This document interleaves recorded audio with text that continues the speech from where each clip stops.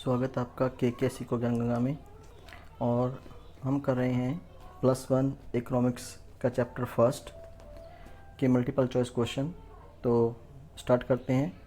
पहला हमारा प्रश्न है, निम्नलिखित आंकड़ों में से कौन सा कथन सांख्यिकी का उदाहरण नहीं है। ए ऑप्शन है, भारत में औसत जन्म दर प्रति 18 प्रति हज़ार है, जबकि अमेरिका में यह 8 प्रति हज़ार है। बी ऑप्शन है, रमेश की जेब में ₹100 का नोट है। और सी ऑप्शन है, पिछले 10 वर्षों में भारत ने क्रिकेट के 60 मैच जीते और 50 हारे हैं। डी ऑप्शन है, 11वीं कक्षा के विद्यार्थियों का औसत जेब खर्च ₹500 प्रति माह है। अगर हम इन ऑप्शन को ध्यान से देखते हैं तो हम देखते हैं कि ए, सी और डी जो ऑप्शन है उनमें तुलनात्मक अध्ययन संभव है, जबकि जो बी ऑप्शन है वो केवल एक सूचना मात्र है कि रमेश की जेब में 100 का नोट है। इसकी हम तुलना नहीं कर सकते, इसलिए जो बी ऑप्शन है वो सांख्यिकी नहीं है। नाउ सेकंड क्वेश्चन, निम्नलिखित में से क्या सांख्यिकी के संदर्भ में सही है। तथ्यों का समूह, संख्याओं में व्यक्त, अनेक कारणों से प्रभावित, उपरोक्त सभी। तो डी ऑप्शन सही है। ये तीनों ही सांख्यिकी विशेषताएं हैं। एक वचन के रूप में सांख्यिकी का अर्थ है सांख्यिकी विज्ञान से, सांख्यिकी नियम से। तो जो हमारा सी ऑप्शन है, दोनों ए तथा बी वो राइट आंसर है। ये दोनों ही इसकी विशेषताएं होती हैं।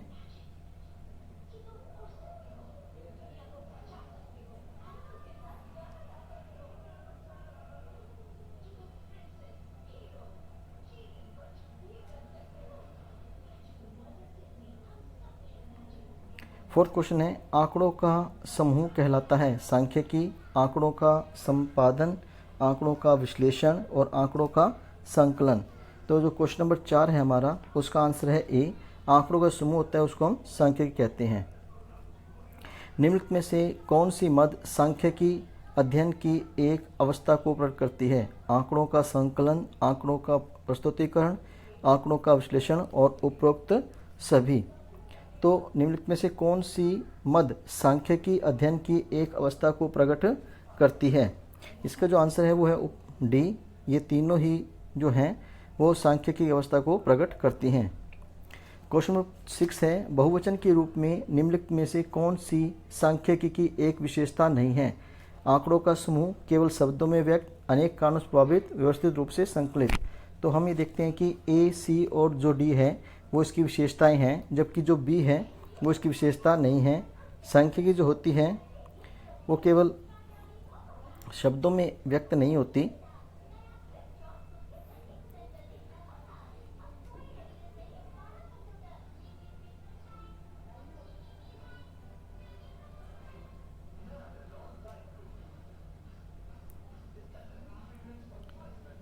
क्वेश्चन नंबर 7, सांख्यिकी की अविश्वसनीयता के संदर्भ में निम्नलिखित कथनों में से कौन सा कथन सही नहीं है। सांख्यिकी झूठ का इंद्रधनुष है, सांख्यिकी झूठ के तंतु है, सांख्यिकी तथ्यों को संख्याओं व्यक्त करता है। झूठ के 3 प्रकार हैं, झूठ, सफ़ेद झूठ तथा सांख्यिकी। तो सांख्यिकी की जो अविश्वसनीयता के संदर्भ में अगर हम बात करें तो इनमें से जो कथन सही नहीं है वो इसका सी ऑप्शन है कि सांख्यिकी तथ्यों को संख्याओं में व्यक्त करता है।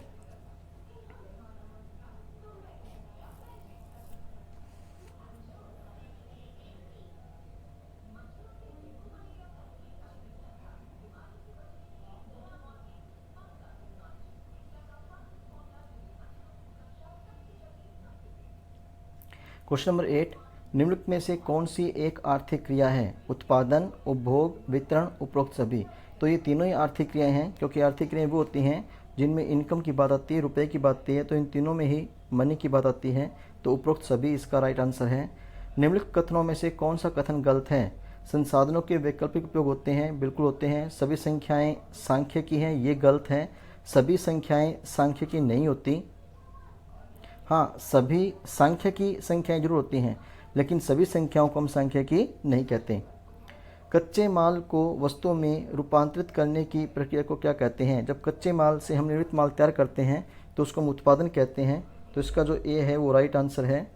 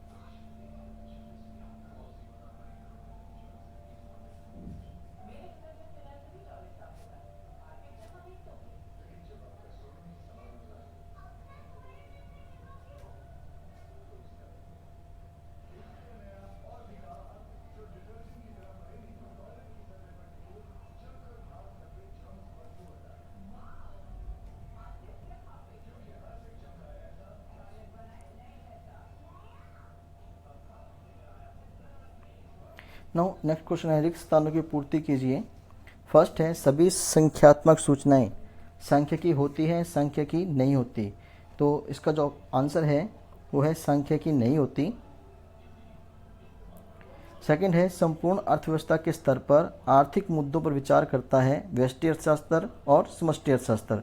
तो अगर संपूर्ण अर्थव्यवस्था की बात करें तो संपूर्ण अर्थव्यवस्था में समष्टि अर्थशास्त्र इसका आंसर बनता है, क्योंकि समष्टि अर्थशास्त्र में हम संपूर्ण अर्थव्यवस्था के आधार पर आर्थिक समस्याओं का अध्ययन करते हैं। थर्ड है, के रूप में सांख्यिकी का अर्थ अंकों के रूप में व्यक्त किए गए आंकड़ों से होता है, एक वचन और बहुवचन। तो जब हम बहुवचन रूप में हम सांख्यिकी की परिभाषा करते हैं तो अंकों के रूप में व्यक्त की संख्या से होता है। फोर्थ है, अब सांख्यिकी से अभिप्राय उन विधियों से है जिनका प्रयोग आंकड़ों के संचालन के रूप में किया जाता है, विवरणात्मक या निष्कर्षात्मक।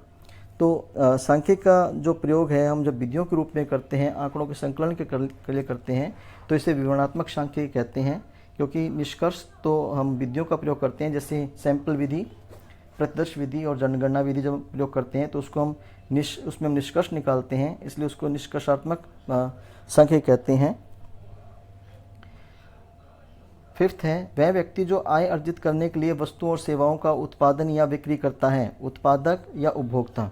तो नेचुरल सी बात है, जो व्यक्ति आय अर्जित करने के लिए वस्तुओं का निर्माण करेगा उसको हम उत्पादक कहेंगे। 6 है, संख्याओं व्यक्त सभी आंकड़े सांख्यिकी होते हैं नहीं होते। संख्याओं व्यक्त सभी आंकड़े हम पहले बात कर चुके हैं कि सभी जो आंकड़े हैं वो सांख्यिकी नहीं होते।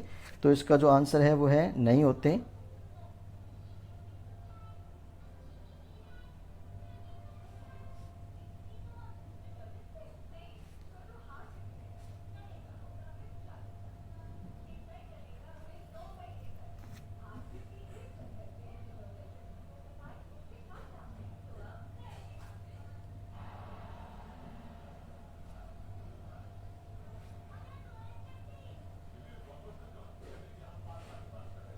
नाउ लास्ट है, दुर्लभ साधनों के प्रयोग से संबंधित है आर्थिक समस्या या आर्थिक क्रिया। तो जब दुर्लभ साधनों की बात आती है तो उसे हम आर्थिक समस्या कहते हैं। साधन दुर्लभ होते हैं, इसलिए हमारे सामने चुनाव की समस्या उत्पन्न होती है कि हम कौन सा कार्य पहले करें और कौन सा बाद में करें। तो इसी को हम आर्थिक समस्या का नाम देते हैं। Thank you.